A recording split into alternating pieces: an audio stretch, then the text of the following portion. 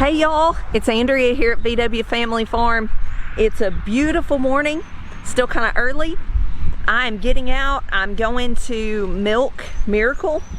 If you missed her story, go back to some of our previous videos and check out her story. She's a heifer that was a first-time heifer, lost her calf during calving, and we wound up working for several weeks trying to save her. So I'm going out to milk her. We're trying to keep her in milk, trying to tame her down just so I can milk her in the future. And so that brings me to another point I wanted to address with y'all. Normally I do not like to address negative, hateful comments that we receive, which if you do YouTube, or even if you just watch YouTube and you pay attention to the comments, almost every YouTuber gets some hateful ones. It's just the nature of it. And I normally don't even let them, through my skin, I guess you'd say. But this one for some reason just got to me. And the reason is someone just very hatefully accused us of not caring for our animals and having a just oh well attitude when stuff happens to them. And that just flew all over me. And I thought, you know what, that is something I need to address. For one thing, you guys who have been around here for a long time, I feel like y'all know us and you get us, and I can just tell that through your comments. You know, we've tried to really be open with y'all and show you our true life here on the farm, because if everyone just glorifies farm life, that it's just, you just wake up and you just smell rose bushes, and then you go and you pick this beautiful tomato and that has no pests on it, and then you go pet your animals that are never sick and all that, that's just not true. And I just refuse to get on here and be fake and play it out to y'all like that's the reality, because it's not. But it is a glorious life. On the flip side, there's so many wonderful things. It's a wonderful way to live, wonderful way to raise our kids. It's not the only way to live and raise your kids, but it's been a wonderful life for us. But at the same time, what I wanted to address, I have a t-shirt on under this sweatshirt.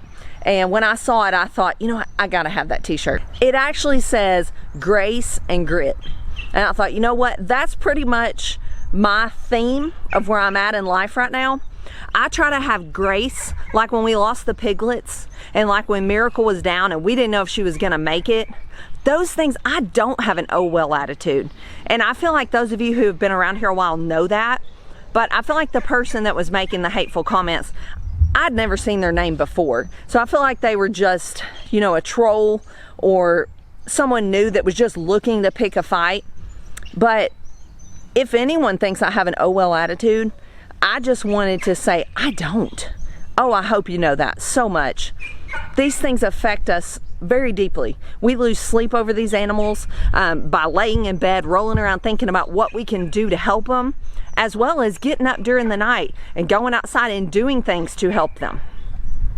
Shuffling pigs around when we know it's going to be cold or when it's going to rain or whatever. When we lost those piglets, I mean, we didn't even ever figure out what happened to them. But you cannot sit up all night every night with a mama sow and her piglets when she doesn't want you near her to try to keep from losing some. It's just not the way it's done. It's just not possible. But I try to have grace, and when those things do happen, like with Miracle, I tried to help her, do everything I could. We spent hours working with this heifer when a lot of people would have just put her down. But that's where the grit comes in. I feel like I have to have a certain amount of grit when things get tough, like when Miracle was down and looked to be dying. I have to have the grit to get up and keep going. And knowing that she could die, keep on going and doing what I need to for her, and keeping my emotions as much as I can at bay, so that I have the grit to not, I can't just go crawl in the bed and wallow every time one of my animals gets sick or dies, because you know what will happen? More animals will die.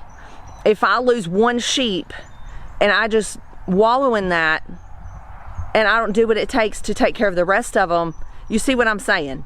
It's just, I just can't do it. I have to have the grit to pull my boots on, get outside and keep going. For that animal that's sick, to try to get them better, or for the piglets we lost, to try to keep the rest of the piglets alive. So that's where I'm coming from. That's why sometimes We probably seem a little like tough, but we're really not. We're just trying to keep going and do the best we can for these animals in this farm. So grace and grit, that's what it comes back to for me and for Ben and the kids. We have to have enough grace to help them, but enough grit to help them as well. So I hope that comes across to you guys. Like I said, there's always gonna be haters. There's always gonna be hateful comments and people judging.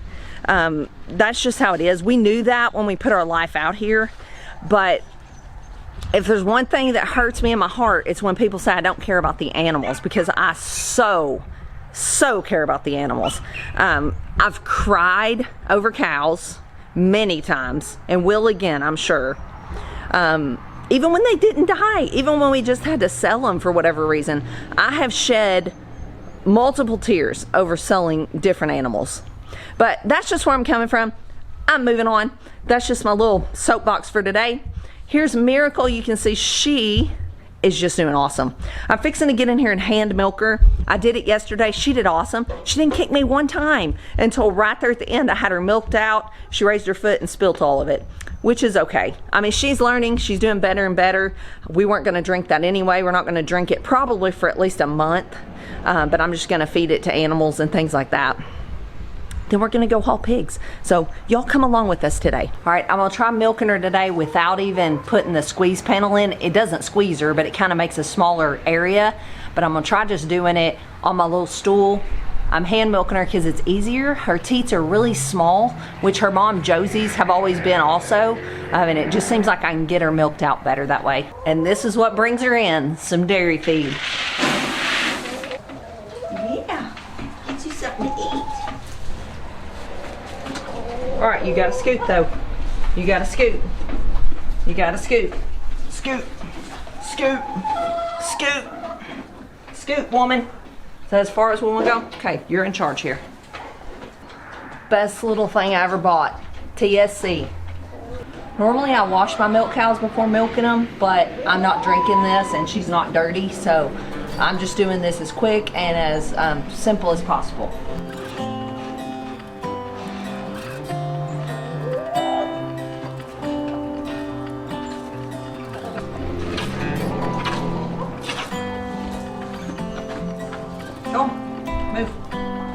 Move.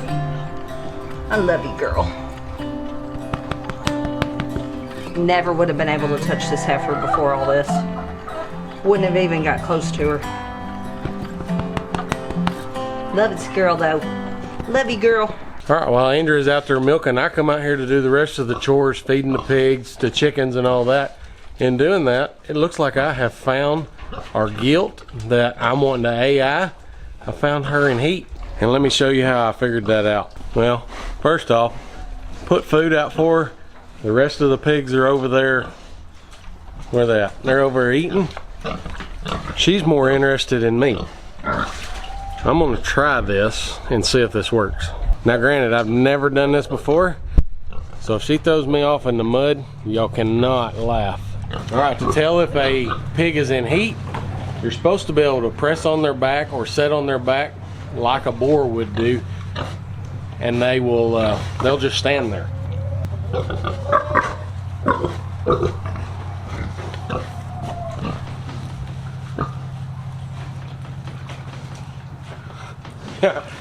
I'm pretty sure she's in standing heat.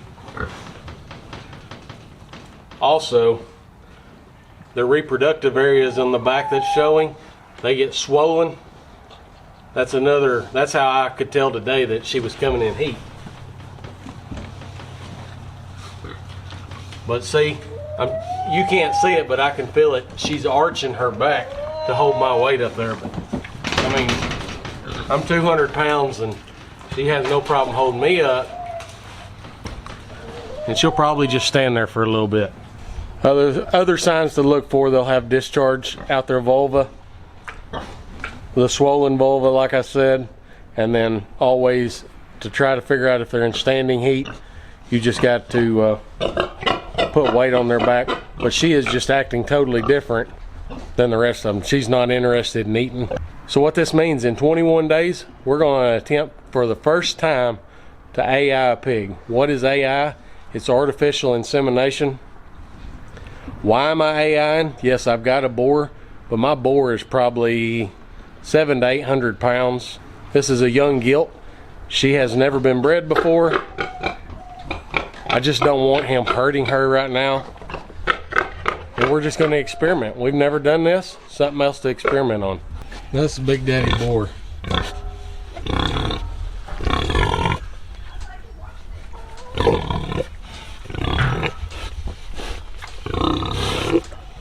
Alright, so that's what we've got going on here today. Already got quite a few things done this morning. It's actually a pretty nice day. It's really muddy and wet, but that's to be expected in the winter. In the south, it goes from frozen, which we've not had a whole lot this year, to when it thaws, it's like this. Water standing everywhere and growing mud. Growing mud.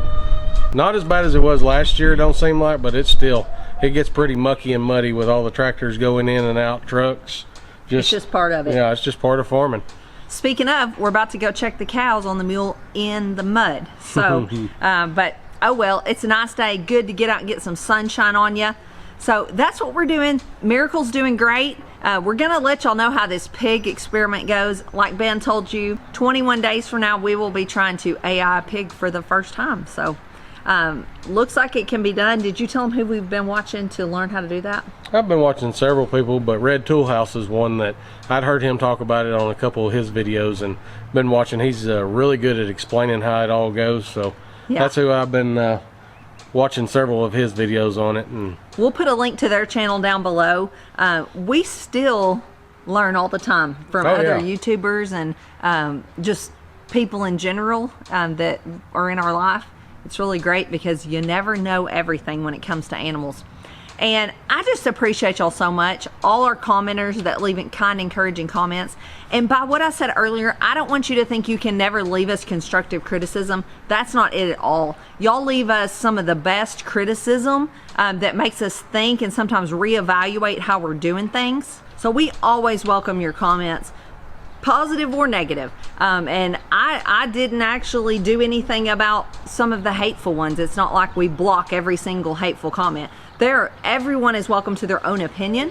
We just ask that you speak it in love, and we will do the same in return to you. And we do love and appreciate y'all so very much. I've said this before and I'll say it again. If it wasn't for y'all, we wouldn't even be doing YouTube. We would have quit a long time ago. But you encourage us to keep going. And so thank you for that. We'll see you guys later. God bless. I don't think it can decide if it wants to be summertime, springtime, fall, or winter. Flowers budding. Won't be long and it'll all be coming alive. That's still a little early yet, I think.